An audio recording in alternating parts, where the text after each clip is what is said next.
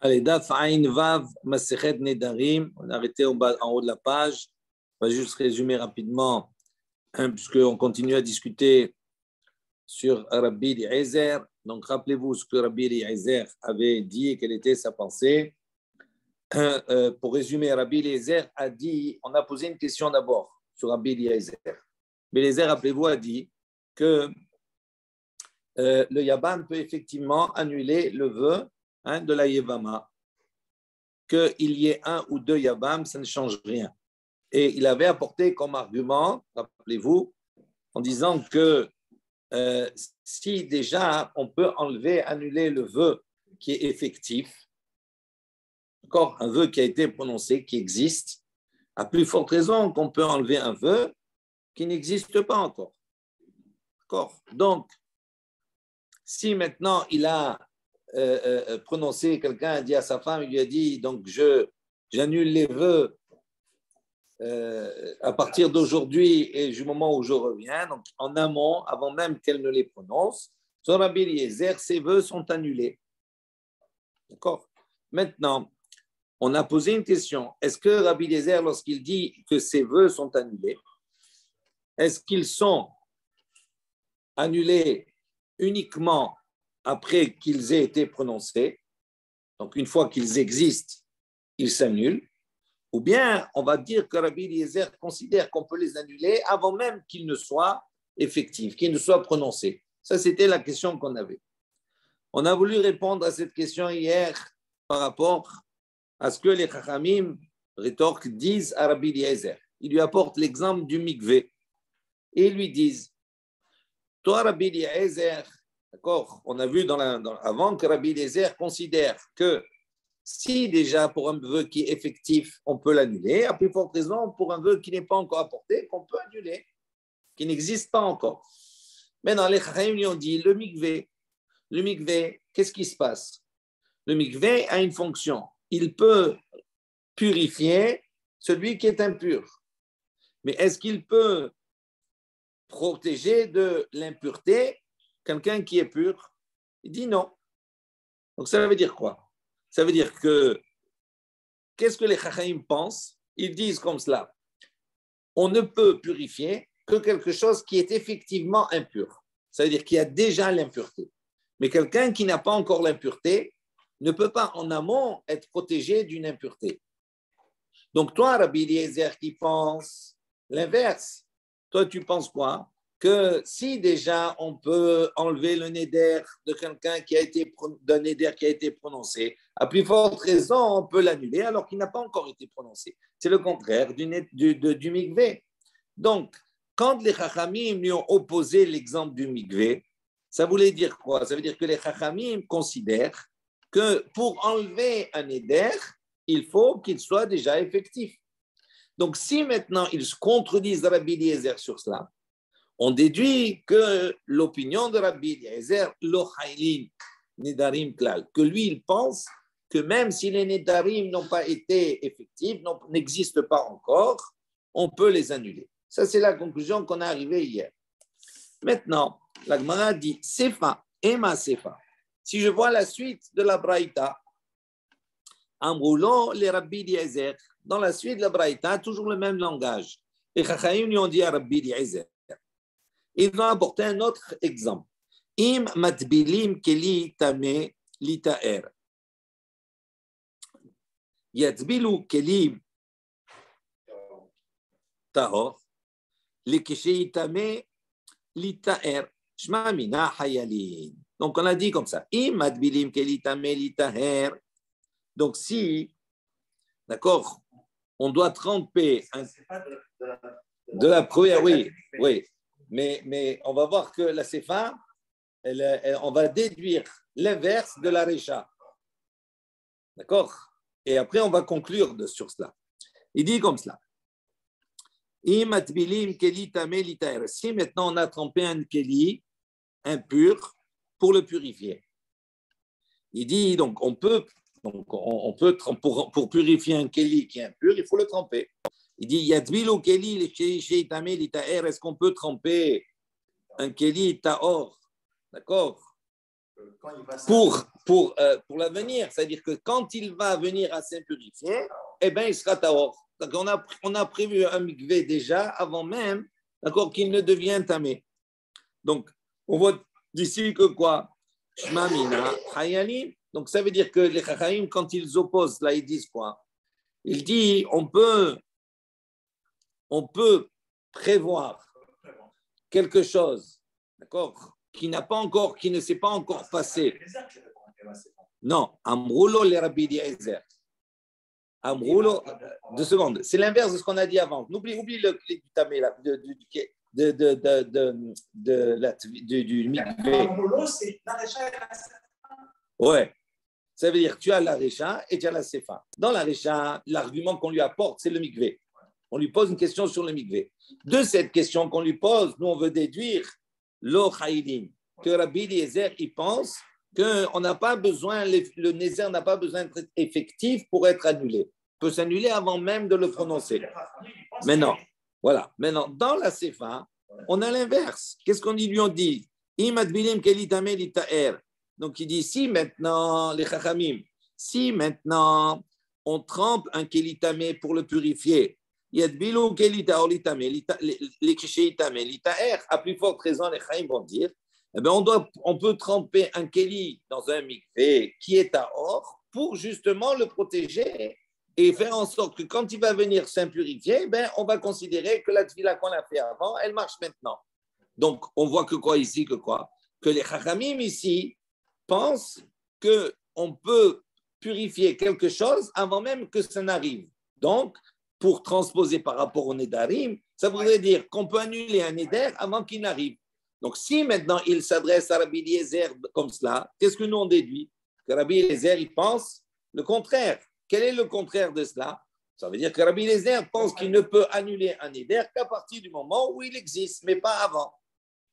Donc, on a une contradiction. De la Récha, on voudrait faire dire à Rabbi Eliezer qui pense l'Ochaïlin. Ça veut dire quoi? Ça veut dire que un éder peut être annulé avant même qu'il n'existe. Et celui-là, on l'a, c'est fin. On fait dire à Rabbi Eliezer l'inverse, qu'on ne peut annuler un éder qu'à partir du moment où il existe. S'il n'existe pas, on ne peut pas l'annuler encore en amont. Amrei Rabbanan. Les Chachamim ont dit Lo kaime lehon beta'ame de Rabbi Eliezer. Ve'achi kamre. Donc on ne comprend pas comment les Chachamim peuvent dire une chose son contraire. Ah, il dit justement, les Chachamim ici en vérité, Lo kaime lehon beta'ame de Rabbi Eliezer. Ça veut dire qu'eux-mêmes, ils étaient indécis sur le ta'am, l'opinion de Rabbi Eliezer. Eux-mêmes, ils ne savaient pas. Est-ce que Rabbi Eliezer, lorsqu'il dit qu'on peut annuler le vœu, en amont, est-ce que cette hafara, cette annulation, s'appliquera au moment où le neder existera et après il sera annulé, le neder?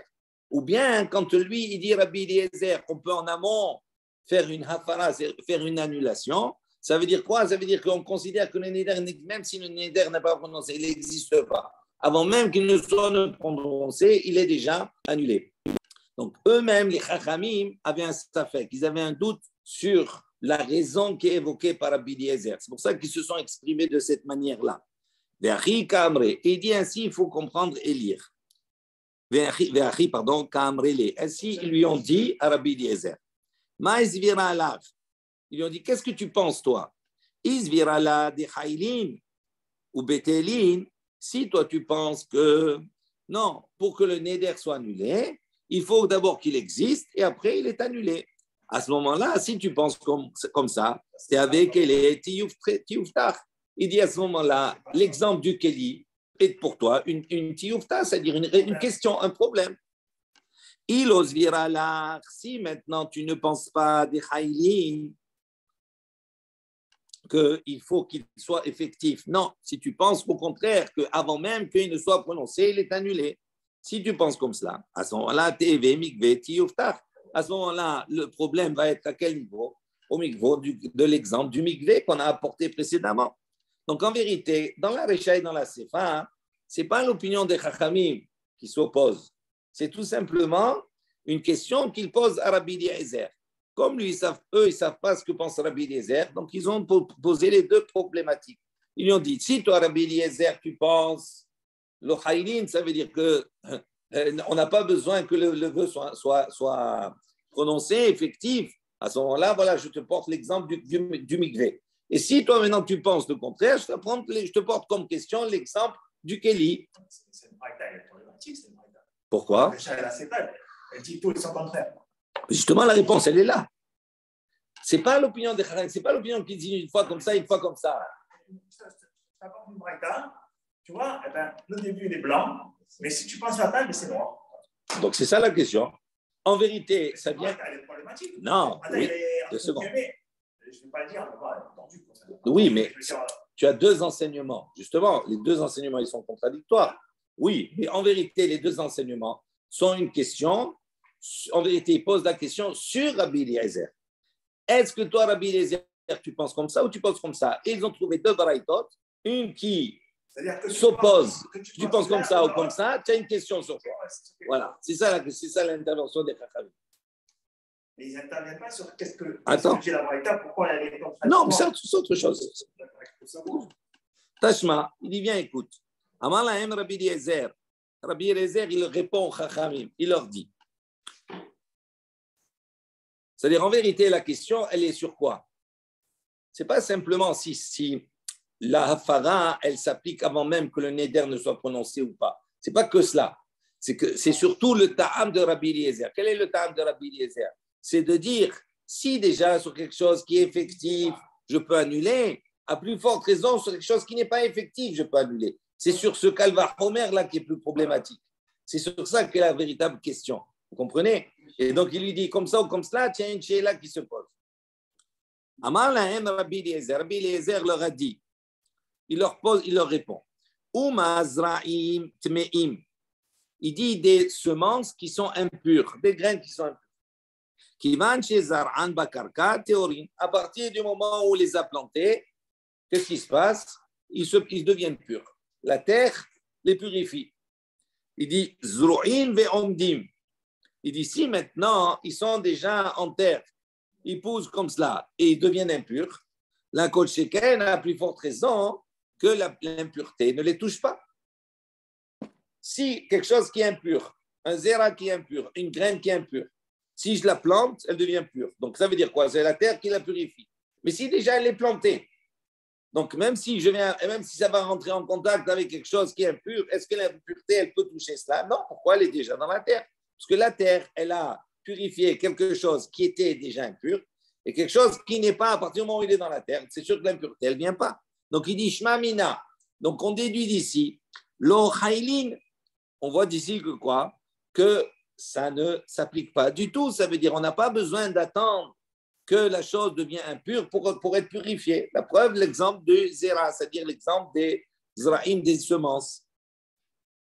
Mais là, c'est pas pareil. Là, c'est un cas exceptionnel, le Mechoubar, la carcasse. Si déjà. Non, mais on s'en fout. Le cas particulier, c'est un cas particulier. Mais qu'est-ce qu'il veut t'apprendre ici? En vérité, Rabbi Eliezer, il est toujours sur la même chose. Lui, depuis le début, il a dit quelque chose qui nous a un petit peu perturbé la dernière fois. Rappelez-vous. Il a dit si déjà quelque chose, d'accord, un vœu qui a été prononcé, donc il est effectif, l'homme a le pouvoir de pouvoir l'annuler. Il peut annuler le vœu de sa femme, ok?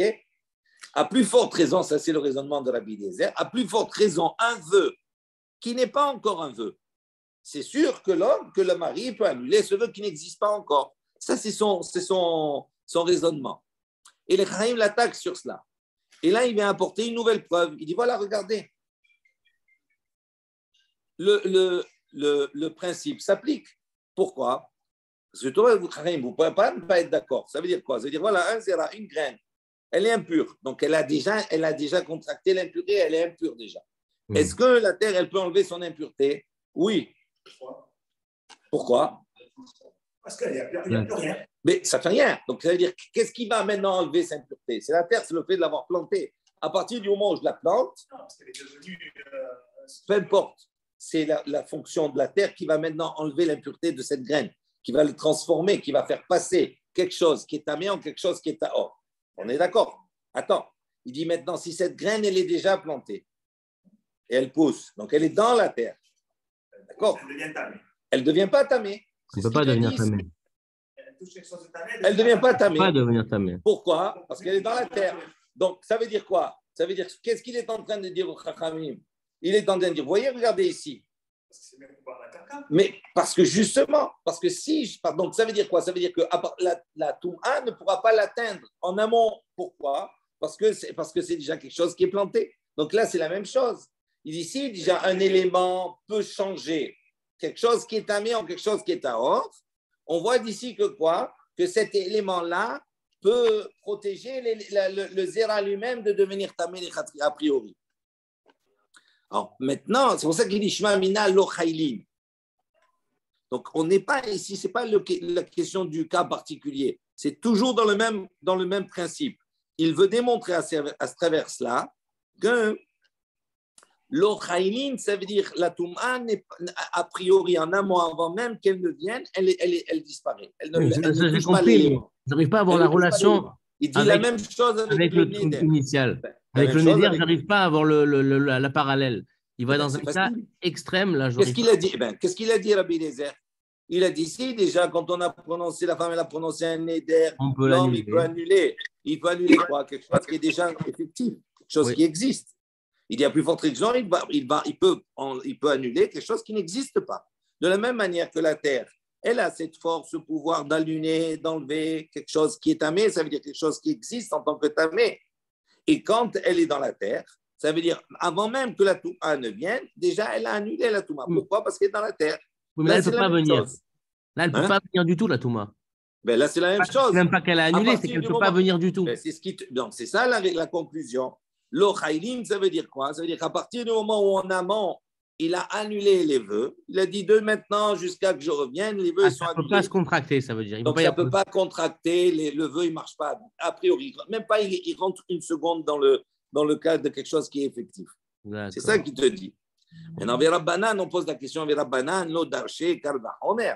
Il dit, est-ce que vraiment les chachamim, ils n'ont pas ce kalva homer-là? Est-ce qu'ils n'expliquent pas le même kalva homer de dire que si déjà quelque chose, d'accord, qui est effectif, on peut l'annuler, quelque chose qui n'existe pas, de plus forte raison qu'on peut l'annuler avant même qu'il n'existe. Est-ce que les chachamim n'ont pas ce kalva homer aussi? Mais Atania, il dit pourtant, voilà, regarde, on a une baraïta qui nous dit, écoutez bien, Yachol yimkor adam et bito keshehi na'ara.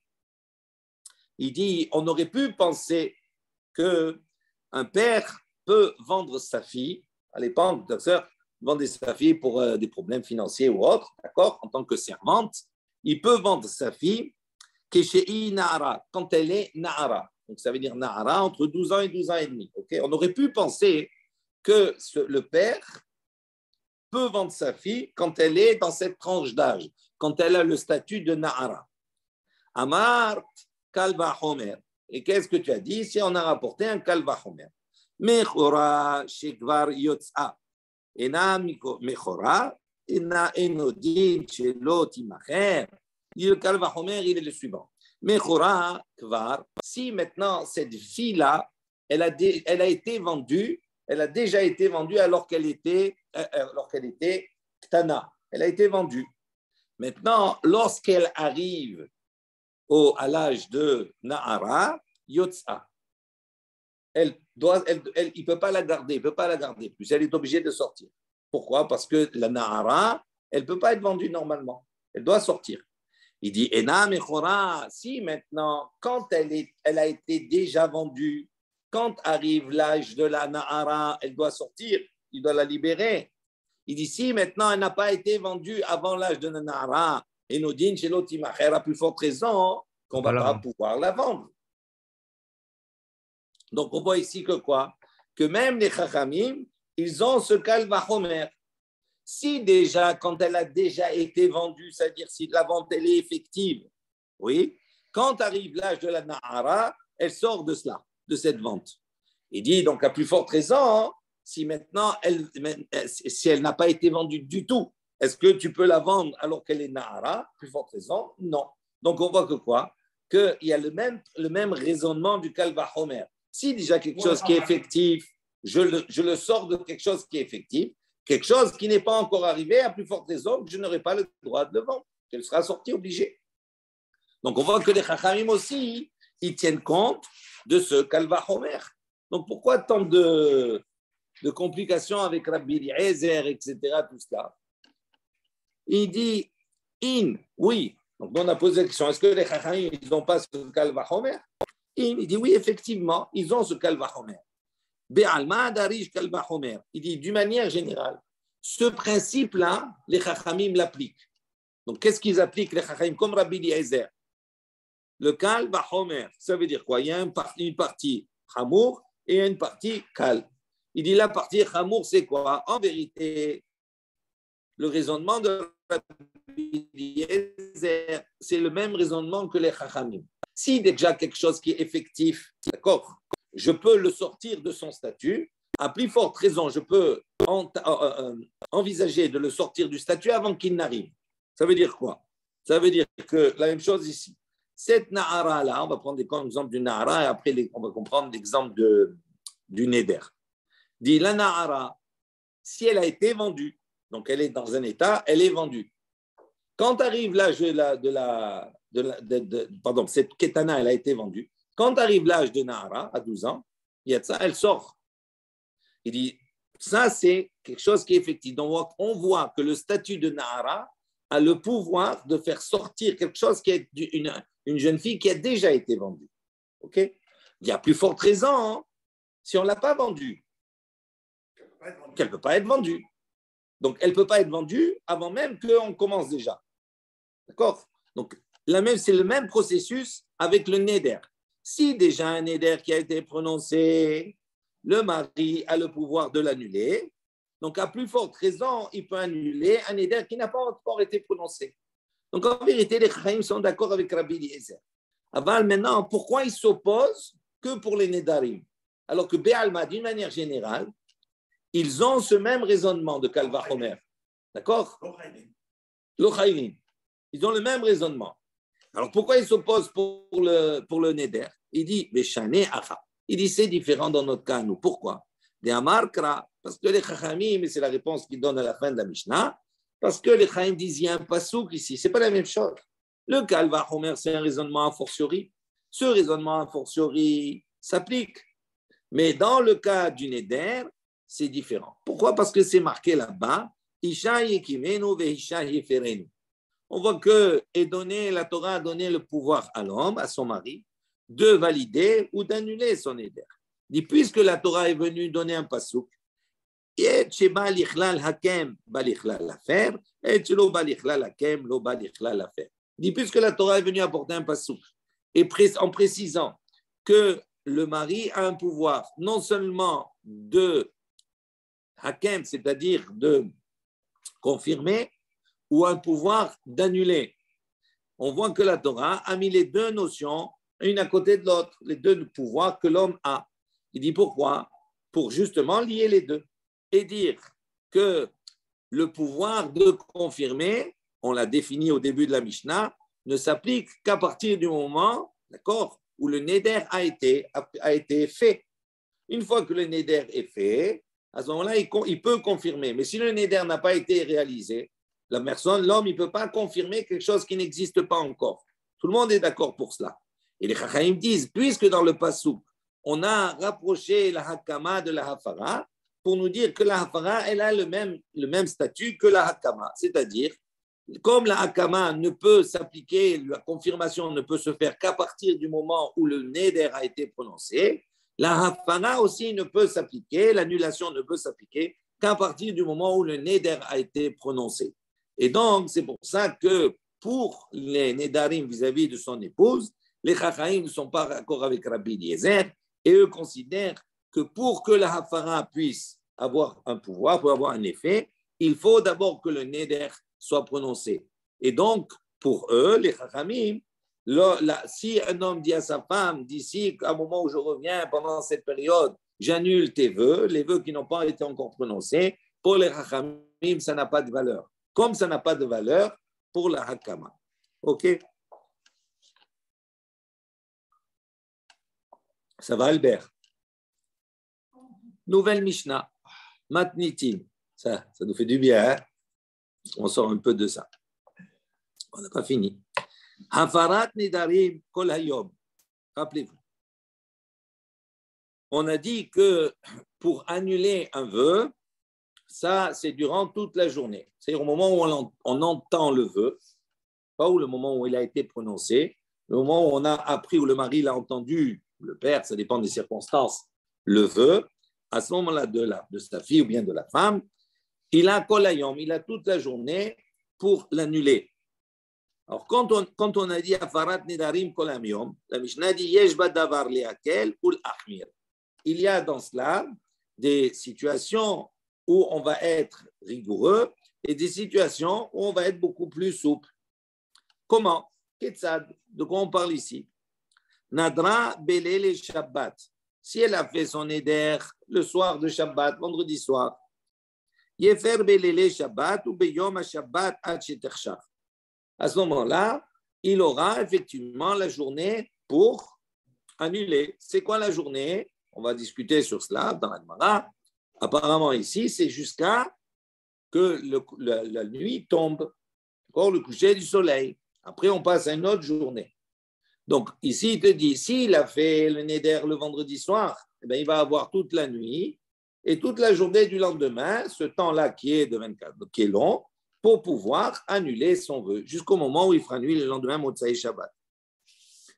Ou Beyom Shabbat, pardon, Belele Shabbat, ou Beyom Shabbat, maintenant, Nadra, si maintenant, ça c'est la Kula. Donc, ça veut dire quoi? Ça veut dire que le temps qui lui est donné pour annuler, il est important. Okay? Maintenant, Nadra im chashecha.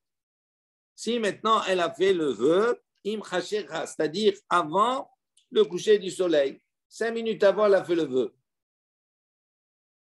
Mais faire achelo tershaf. Donc, combien il aura de temps pour annuler son vœu? 5 minutes. Yahmir, ce sera un temps qui est court. Shim chashecha velo afer, eno yachol le afer. Parce que si maintenant le coucher du soleil, la nuit tombe, c'est fini. On considère que le jour où il a entendu le vœu, d'accord, ce jour-là est terminé. Et donc, ça, c'est les Ahmir. Donc, ça, on envoie ici de côté les Hakel, d'un côté les Ahmir. Ça dépend à quel moment il entend que sa femme a fait ou que sa fille a fait le vœu. Si on prend l'exemple Shabbat, c'est parce que c'est que Shabbat, ça. Un jour de semaine, s'il fait 5 minutes avant non, la c'est la même chose, c'est la même chose. C'est la même chose. Pourtant, Au moment où il entend, on si avait il eu entend 24 lundi heures, soir, pourtant. regarde, on n'a pas dit 24 heures. Là, on va discuter sur cela. On avait dit 24 on a dit, heures. Non. C'est moi qui ai avancé comme cela, pour l'exemple qu'on a donné précédemment. Et on va voir toute la discussion. Est-ce que c'est 24 heures ou est-ce que ça veut dire Kol Hayom? Ça veut dire durant le jour. Ça veut dire le jour où il a entendu.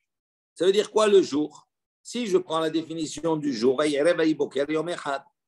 ça c'est un jour. Donc ça veut dire quoi? Ça veut dire qu'à partir du moment, quel que soit le moment où j'entends, d'accord, où j'ai la connaissance qu'elle a fait un vœu, à l'heure où j'ai la connaissance, il va me rester le temps jusqu'à la nuit, jusqu'au jour prochain. D'accord, 24 heures, c'est autre chose. On va en discuter maintenant. Gemara, Tania, donc il y a une baraïta. Oui. Alors pourquoi on nous enseigne le cas numéro 1 si elle fait après l'entrée de Shabbat, qu'elle a toute la journée? Alors c'est logique. Ça, c'est un exemple qui est donné, c'est un exemple là. Oui. Si on a dit dans le deuxième exemple que si j'ai fait avant Erev Shabbat, avant la Shkia, avant la tombée de la nuit, alors ça s'arrête. On n'a pas parlé avant Shabbat, dans le deuxième exemple. Nadra im chashecha. Avant l'entrée de Shabbat, c'est avant la tombée de la nuit. Non, on n'a pas dit avant. Il n'y a pas marqué Shabbat. Im chashecha. Oui. Ça peut être n'importe quel jour. Ouais, qu'est-ce qui te dérange? C'est parce qu'il y a marqué Shabbat? Non, c'est pas ça. Est-ce que tu as compris le principe? Il te dit, yesh l'ahmir, il y a un côté rigoureux, un côté souple. Rigoureux, c'est quand tu auras peu de temps pour l'annuler, et le côté souple, c'est quand il y a un temps qui est plus grand. Mais ça va dépendre à quel moment il a entendu, il a appris que sa femme a fait le neder, c'est tout. S'il apprend le soir, donc il a toute la journée, toute la nuit, tous les lendemains. S'il apprend 10 minutes avant le coucher du soleil, il n'a que 10 minutes. Voilà, c'est tout ce que la Mishnah vient de te dire. Tania, vous bloquez des fois sur des choses que... Tout à l'heure, on n'a pas été bloqué, ça allait bien. Ouais, ça j'ai bien compris. Dès que vous faites des maths, ça y est, il n'y a plus personne. Tania. Hein? Attends. Après, tu me poses la question. Après.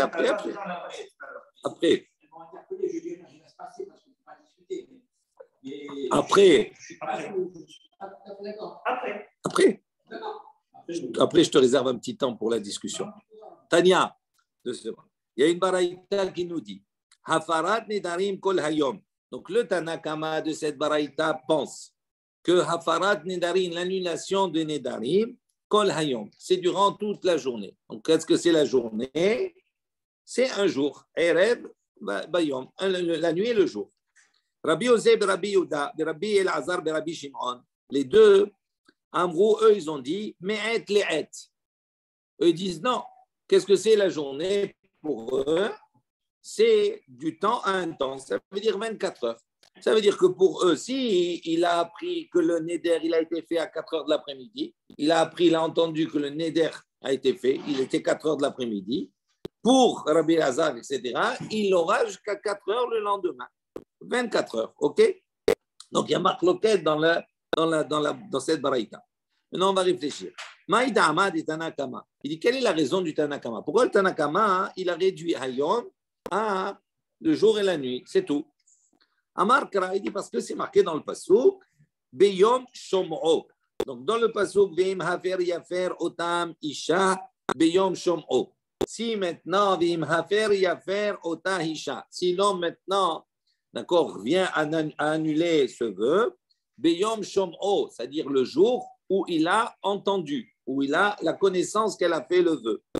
Il dit Beyom Shom'o, il dit comme c'est marqué Beyom, Yom, ça veut dire la définition d'un Yom, c'est Laïla, Vayom, c'est la nuit et le jour. Berabanan, ben ça c'est la raison, c'est le pasouk de référence pour le Tanakama. Berabanan et les Chachamim, Maïta Amaïou, quelle est leur raison? Dire-t-il parce que c'est marqué dans la suite, Miyom El Yom. C'est marqué après dans la suite du pasuk, Veim Haresh Yaharish Lahisha, Miyom El Yom. Si maintenant le mari se tait, d'accord, il y a deux manières de valider le neder d'une femme. Soit le mari, il confirme le neder, il dit je suis d'accord. Soit il se tait, ça veut dire il ne dit rien pendant. C'est marqué Miyom El Yom, du jour au jour. Donc, ça veut dire du jour au jour, ça veut dire 24 heures, d'un jour à un autre jour. On n'est plus dans le même jour. Donc, ça veut dire 24 heures. Donc, on voit ici que dans les mêmes soukim, il y a un passouk qui nous dit Beyom Shom'o, un jour, et l'autre passouk qui dit Miyom El Yom. Donc, chacun se réfère à une référence différente. Maintenant, bien entendu, on va poser la question pour le Tanakama, ou pour ce couple de Tanaïm, d'accord, Rabbi Yosef, Rabbi Yehuda et Rabbi Elazar, Rabbi Shimon. Pourquoi ils n'ont pas, qu'est-ce qu'ils font avec le pasouk de la partie adverse, entre guillemets? Ul Tanakama Haktiv Miyom El Yom. Il dit pour le Tanakama qui, lui, pense que c'est un jour et une nuit, c'est-à-dire Beyom Shom'o. Il dit pourtant, le pasouk Miyom El Yom existe aussi, qu'est-ce qu'il en fait? Istarir. Donc, le Tanakama dit, il en a besoin. Pourquoi? Dit Beyom Shom'o. Parce que s'il y avait noté uniquement Beyom Shom'o le jour où il la connaissance du Neder, Havamina, j'aurais dit Bimama in Belelialo, parce que c'est marqué Beyom Yom. Donc j'aurais pu peut-être aller jusqu'à expliquer que le mot Yom, ce n'est pas la nuit, ça exclut la nuit. Donc ça veut dire qu'il n'a que le jour, que la journée pour pouvoir annuler, mais pas la nuit. Il dit donc, c'est pour ça. Miyom El Yom. C'est pour ça qu'il a besoin de Miyom El Yom. Non pas pour dire qu'on passe d'un jour à l'autre, mais pour dire inclure également la nuit comme le jour. Maintenant, Ulman de Amar Miyom El Yom. Maintenant, celui qui a dit Miyom El Yom et qui utilise ça pour définir que c'est 24 heures. Haktiv Beyom Shom'o. Pour lui aussi, on te retourne vers lui. On lui dit, mais c'est écrit dans le pasouk un peu avant, le jour où il a pris connaissance. Alors, qu'est-ce que tu fais avec ce pasouk? Il dit, c'est-à-dire, j'en ai besoin. Pourquoi? Parce que s'il y avait écrit d'un jour à l'autre, les faire là. Donc, j'aurais pu dire, que ça veut dire d'un jour à un jour? J'aurais pu imaginer et dire que quoi? Quel jour elle a fait le neder? J'apprends que mercredi. Mercredi, on vient me dire, ou dimanche. On va prendre dimanche. Peu importe. Oui, mais. C'est lundi, mercredi à 14h. Attends. Ça va être jeudi à 14h. Non. Donc, c'est pas à Shavuot. Non. Non. Non. Miyom Eliom. Non. C'est ça ce qu'il dit. S'il y avait marqué Miyom Eliom, j'aurais pu dire quoi? Qu'en vérité, ce n'est pas 24 heures que j'ai. C'est une semaine. Du jour au jour. C'est-à-dire le même jour. Aujourd'hui, j'ai appris mercredi. Mercredi prochain, le même jour, eh ben, j'ai jusqu'à ce moment-là, du même jour, pour annuler. Donc, s'il n'y avait que Miyom Eliom, non, ça ne te rentre pas. La même année. Par les cheveux. Hein? L'année prochaine, la même date. Non. Ouais, c'est quoi, On n'a pas dit la date, on a dit de jour en jour. Le jour, un jour, une semaine. Le plus proche, c'est une semaine. Pourquoi tu vas aller non, plus tard? Mais dans les mots, ça marche. Miyom Eliom. D'aujourd'hui, de ce jour, à un autre jour. Oui, le même jour. Si j'ai appris dimanche, j'ai le dimanche prochain, jusqu'à dimanche prochain, le même jour, pour annuler. Je peux dire. Donc, alors justement, c'est ce qu'il te dit. S'il y avait mentionné uniquement Miyom Eliom, j'aurais pu dire que, si j'ai entendu, j'aurais pu dire une semaine. C'est pour ça qu'on avait besoin de Beyom Shomro pour dire non, un jour. Ça veut dire que c'est 24 heures. Mais Miyom Eliom, c'est vraiment une expression qui veut dire, qui peut vouloir dire une semaine, ça? Miyom, oui, pourquoi pas? Oui, pourquoi pas? Pourquoi pas? Pourquoi tu veux pas? D'un jour à l'autre, couramment, quand on parle d'un jour à l'autre, ça veut dire un jour qui se suit. Pas un jour. Oui, mais ça, c'est couramment dans ton langage. Non, mais même là, eux aussi, ils ont compris comme ça. Et si je traduis de jour pour jour, Ah, il pourrait. Oui, la même chose, si je veux dire jour pour jour. Hein? Jour pour jour, une semaine, jour pour jour. Ou une année, jour pour jour. Ça, tu comprends? Donc, c'est vrai. Donc, ce qu'il te dit, donc, il veut chacun a tendu vers une explication et a répondu à la problématique, on va dire, du passouk qui le contredit. En disant, en vérité, ils se complètent. Les deux psukim se complètent, mais chacun a fait compléter le passouk opposé dans son domaine à lui. S'il a fait le neder le matin, oui. Il a jusqu'au lendemain. Non. Il a un jour. Ouais. Selon la nuit. Non. C'est qui? Parce que selon qui? Selon le Tanakama. Attends. Selon le. Dans un jour, il y a la nuit dans un jour. Oui, mais la nuit, elle précède le jour. Mais s'il a entendu la nuit. S'il a entendu la nuit, il a la nuit et le jour pour être méfaire. Oui. Il a la nuit. Oui. Donc c'est bon. Mais non, mais toi, tu m'as dit, s'il entend à 10 h du matin, il a jusqu'à quand? Et il a jusqu'à la nuit tombée. Jusqu'à la nuit tombée. Et oui, donc il passe un autre jour après. Il peut le faire à la nuit tombée.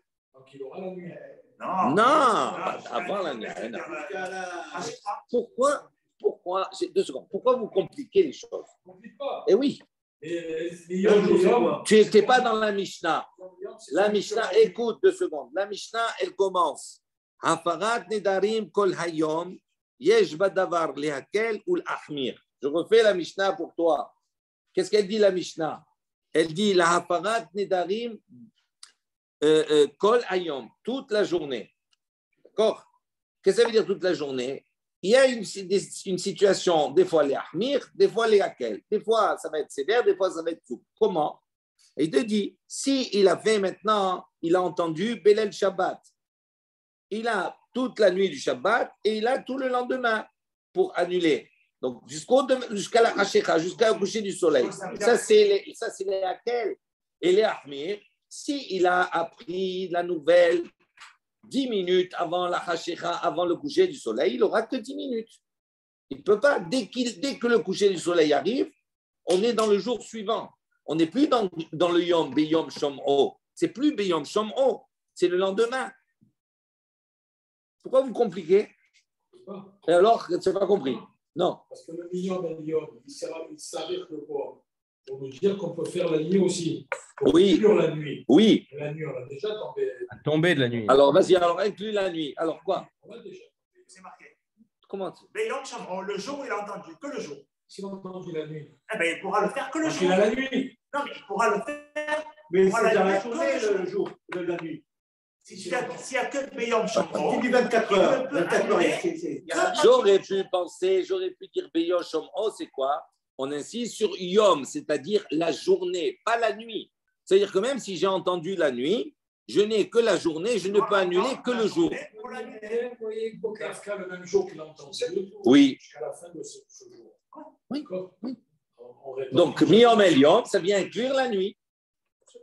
Que je n'ai pas besoin d'attendre le jour pour annuler. Je peux annuler même la nuit. Ça inclut la nuit et le jour. D'accord? Tandis que si je dis Beyom Shomron, ça veut dire que la nuit, elle ne compte pas. Je peux pas annuler. Il n'y a que le jour. Donc, ça me réduit le temps. Ça réduit le temps. Ça réduit le temps. Si je ne peux que la journée, ça me réduit le temps. Pourquoi le fait de dire Beyom Shomron, il a entendu, il finit, il a entendu. Ouais. En quoi ça l'empêche de les faire le même moment? Parce qu'il y a marqué Beyom, tu ne peux annuler que le jour. Beyom, ça ne veut pas dire Beyom. Ah, voilà. Beyom, ça veut dire le jour. La journée. C'est toi qui le dis, ça. La journée, ça veut dire le jour. Non. Bayom Hashemini, Mol Bessar. Bayom Hashemini, ça veut dire que le c'est que le soleil. Bayom Hashemini, oui. Le soleil. Ça peut être, Bayom Hashemini, la nuit là, c'est que la journée. Mol Bessar Orlato. Oui. D'accord. Mais c'est Bayom Hashemini, ce sera le. Alors, quand c'est la nuit, d'accord. Quel jour? Elle va réviser à la maison à Soumprous, c'est bon. Non, mais c'est vrai. Ce soir, c'est déjà demain. Voilà, c'est ça. Et alors, qu'est-ce qu'il fait? Il fait jour ou il fait nuit? Il fait nuit. Quel jour? Tu peux faire quel jour? Allô. Quel jour? On est mardi.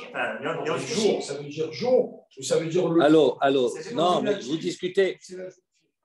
Tu discutes pour rien là. Non, parce que le mot yom peut exprimer la nuit et le jour, comme il peut exprimer que le jour.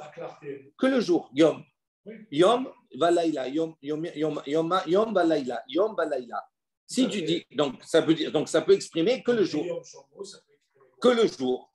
C'est pour ça qu'il a besoin que la clarté. C'est pour ça qu'il a besoin. Mais non, mais c'est ce qu'il dit. Il y a deux psukim qui sont contradictoires. D'un côté, on a Beyom Shomro et d'un autre côté, Miyom El Yom. Chaque Tana, lui dit, moi, je me suis appuyé sur Beyom Shomro pour dire que c'est un jour de nous, jour et nuit.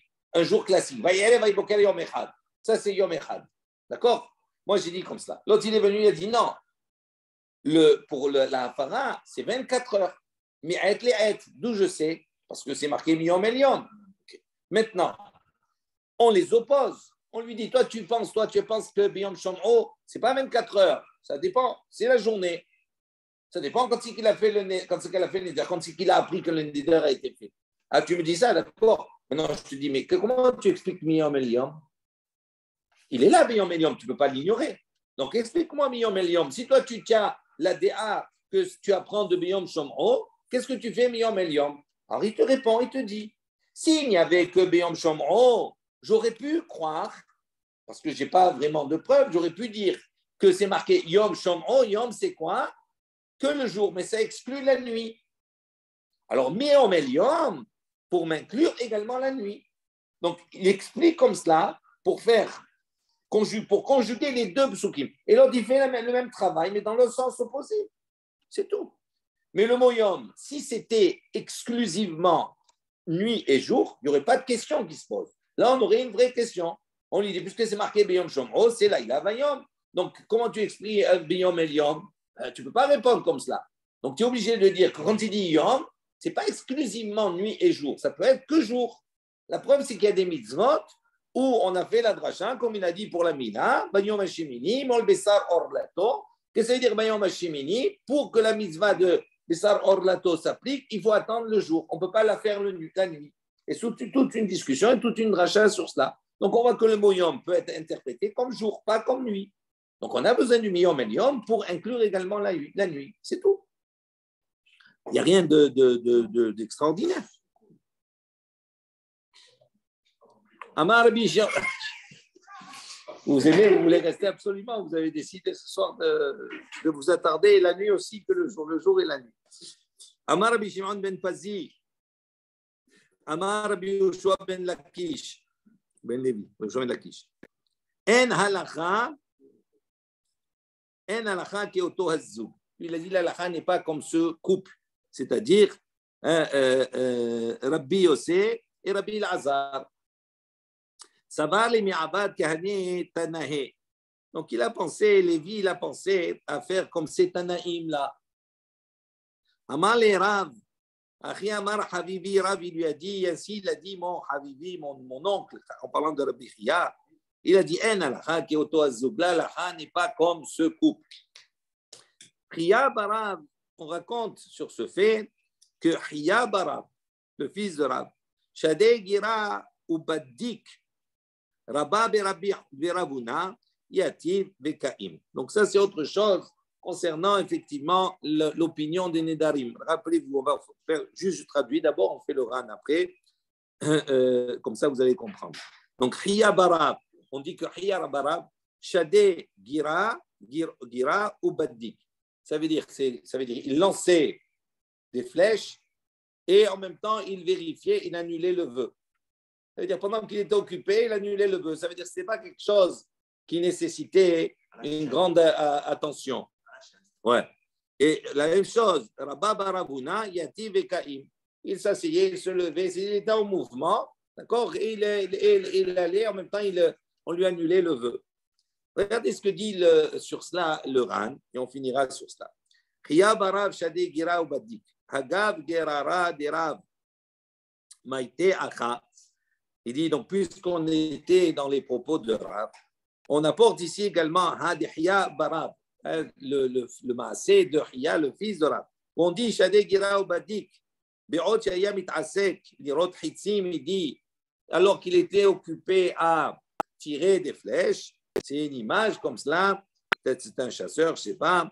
Haya Bodek Hadam, donc un homme, un Bodek, il recherchait pour annuler son vœu. Abba Lefanav, il est venu devant lui, il est attiré Nidro pour annuler son vœu.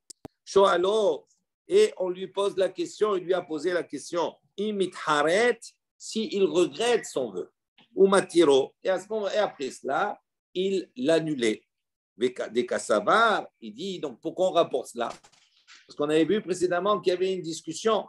On avait vu, est-ce que pour annuler le vœu, est-ce que la harata, le regret suffit, ou est-ce qu'il faut qu'il y ait un pétard? Il faut trouver une porte de sortie. Et donc, il dit justement par rapport à cette machloquette, on voit, il dit qu'Assavar, lui, pense potrin baharata, qu'on peut annuler un vœu, ne serait-ce qu'avec le regret. Tu regrettes? Oui, je regrette. Donc, c'est bon, on t'annule. Au Mishum Achi pour cela. Puisque il n'y a pas besoin d'aller rechercher un pétard. Aller chercher un pétard, c'est-à-dire aller rechercher une ouverture, une porte d'ouverture, etc., ça nécessite beaucoup plus de réflexion, beaucoup plus de temps. Donc, il dit, puisqu'il pense que la harata suffit, donc là, il n'a pas besoin. Donc, c'est quelque chose qui se pouvait se faire tout en travaillant, tout en s'occupant à quelque chose d'autre. Voilà. On s'arrête ici. Mamou, je t'écoute.